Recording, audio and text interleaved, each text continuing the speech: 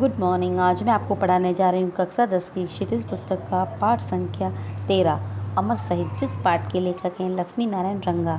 हमने लक्ष्मी नारायण रंगा का जीवन परिचय और आधा पाठ पढ़ लिया है। अब हम आगे पढ़ रहे हैं। सागर बोलते हैं कि जेलर साहब, जैसे एक बीज जलकर ही सैकड़ों बीज पैदा करता है, एक लौ जलकर ही हज़ारों दीप जला सकती हैं, एक लहर उठकर ही हजार उठा सकती हैं, वैसे ही एक शहीद भी अपने प्राणों के बीज बोकर शहीदों की अमर फसल उगा सकता है।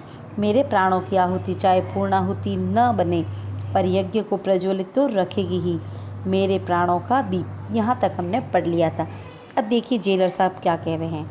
पर सागर, तुम्हारे प्राणों का दीप बुझा दिया जाएगा और उसकी रोशनी की एक किरण तक को इस कोठरी से बाहर नहीं फैलने दिया जाएगा। कह रहे हैं कि तुम्हें इस चार दीवारी के अंदर ही, इस जेल के अंदर ही, इस बंदी गृह के अंदर ही मार दिया जाएगा। तुम्हारी आवाज़ बाहर तक जाने ही नहीं देगी, इस बंद कोठरी से बाहर जाने ही नहीं देंगे। सागर कहते हैं, पर आग बुझकर भी वातावरण की सांसों में वह गर्मी भर जाती है जो कहीं लपट बनकर फिर जल सकती हैं। जेलर साहब कहते हैं, ये सब जुनून की बातें हैं। तुम यहाँ परकोटे में कैद हो, यहाँ तुम्हारी आवाज़ को कुचल दिया जाएगा। उस दम तोड़ती आवाज़ को कोई सुन नहीं पाएगा।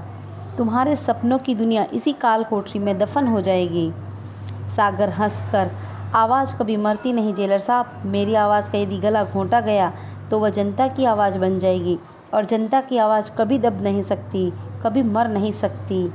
फिर सोचकर, फिर शहीदों की ज़िंदगी तो लुप्त गंगा की तरह होती है जेलर साहब, जो कहीं भी किसी भी धरातल को फोड़कर बह निकलती हैं। उसे कोई जंजीर, कोई जेल, कोई दीवार, कोई परकोटा बांध नहीं सकता। जेलर कहते हैं, यह सब पागलपन है सागर। तुमने कभी सोचा तुम कितने स्वार्थी हो? तुम्हारे इस जीवन पर सिर्फ तुम्हारा ही हक नहीं है, तुम्हारे परिवार का भी अधिकार है। जानते हो, तुम्हारे बूढ़े पिता तुम्हारे लिए तरस तरस कर मर गए, दिन रात गोपा गोपा की रट लगाते हुए।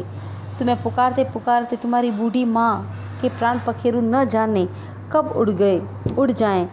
तुम्हारे भाई कितने दुखी हैं, और सूनी गोद वाली तुम्हारी पत्नी दिन रात कितनी रोती हैं। क्या तुम्हें इन सब पर दया नहीं आती?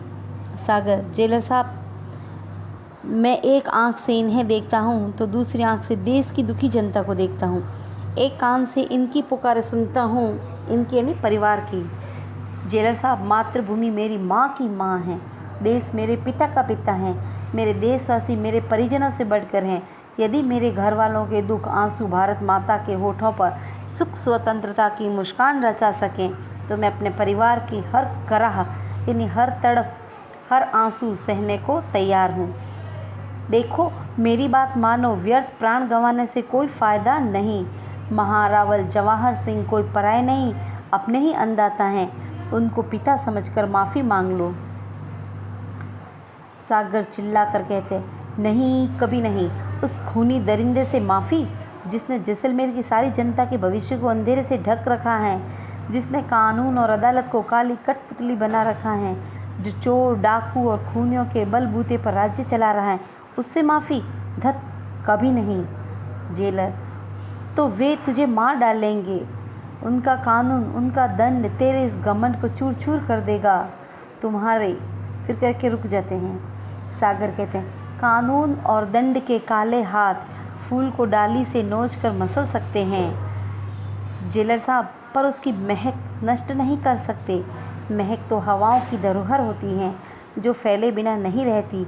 वे मेरे तन को दबा सकते हैं, मेरे मन को नहीं। मुझे मार सकते हैं, मेरी भावना को नहीं, मेरी आत्मा को नहीं। जेलर कहते हैं, देख, मैं तुझे समझाता हूँ, तू मान जा, नहीं तो ये तेरी बोटी बोटी नोच लेंगे। तुझे ये ऐसी यातनाएं देंगे कि पत्थर का कलेजा भी दहल जाए। सागर बड़े साहस के साथ कहते, ये दुख और यातनाएं स्वतंत्रता की आग में घी सींचने का काम करेगी जेलर साहब। जितना इस तन को सताया जाएगा, उतना ही प्राणों की लौ और तेज होगी। स्वतंत्रता का कमल शहीदों के रक्त सरोवर में ही उगता और बढ़ता है। रुक कर सांस लेता है। अरे पगले, ये तेरे पाँव तोड़ देंगे, तेरे हाथ तोड़ देंगे, तुम्हारी आंखें फोड़ देंगे, तुम्हारे प्राण ले लेंगे। सागर फिर हंसकर कहते हैं, मातृभूमि के दीवाने तन का जीवन नहीं, मन का जीवन जीते हैं। फिर मेरे पाँव टूटने पर यदि मेरे देश का एक कदम बढ़े मेरे हाथ टूटने पर यदि देश के हाथ थोड़े मजबूत होते हैं, मेरी आँख फूटने से यदि देश को नई नज़र मिले, तो मेरे प्राण लेने से यदि देश को नया जीवन मिले, तो मैं इन्हें खोना अपना परम सौभाग्य मानूंगा। मेरा नाम सागर है जेलर साहब, मेरी गहराइयों को तोप और तलवार हिला नहीं सकती। जेलर कहते हैं, अब तुझे कैसे समझाऊं, मेरा तो यही कहना है। बाहर से गुमान सिंह बोलता हुआ आता है, उसके हाथ में बेंत है, वह गुस्से में नज़र आता है, साथ में बीरबल आदि भी हैं। गुमान, यह आपका कहना नहीं मानेगा जेलर साहब, मेरा कहना मानेगा। आपकी मीठी चाल से यह बस में नहीं आएगा, लातों के भूत बातों से नहीं मानते। आज मैं इसे वो मज़ा चखाऊंगा कि लोग सदियों तक याद रखेंगे। आपको महारावल साहब याद फरमा रहे हैं। जेलर सागर की ओर देखता है और हल्का सा कांप कर बाहर चला जाता है। धन्यवाद। आगे मैं कल पढ़ाऊँगा।